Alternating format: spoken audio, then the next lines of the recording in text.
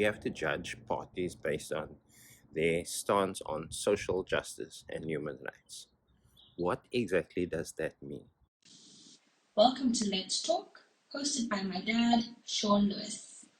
To me, that means treating all people fairly and equally. So if we think about it, a pressing issue in South Africa today is the question of immigration. There's a significant number of people that are in this country that don't have the papers to ensure that they are here legally. On the one hand, we have to treat those people with compassion. So we have to treat them as people with compassion and with respect. On the other hand, as a country, we need to ensure that we have the requisite laws and regulations in place and the ability to enforce it to ensure that we minimize the possibility of illegal immigrants in our country.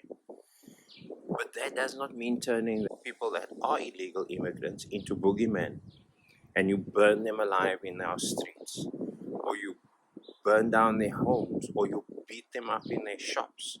It does not mean that you turn them into boogeymen and say that these people come here to steal our jobs and to take away our hospital beds.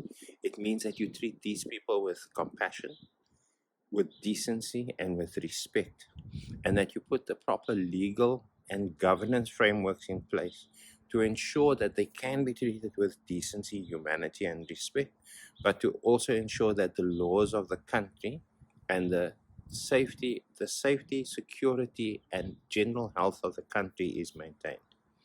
That's one element of social justice and human rights. There are other elements. There is the LGBTQI community. There are a number of parties that often are opposed to people expressing their sexual preferences in their own way. And that, for me, that is also fundamentally problematic, which is one of the reasons why I would never vote for a party that are fundamentally and inherently unequal and inherently sectarian. They prefer their own as opposed to others. They always create a us and them kind of situation. There is the question of racism.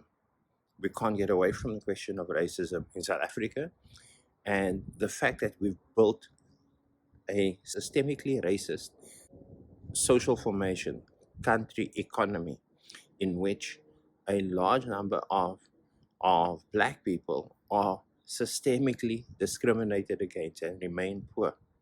Does that mean we have to combat racism with racism? No, it means that we have to find ways to again ensure that we build the legislative, regulatory, and governance frameworks to ensure that we can actually lift people up out of poverty and out of inequality.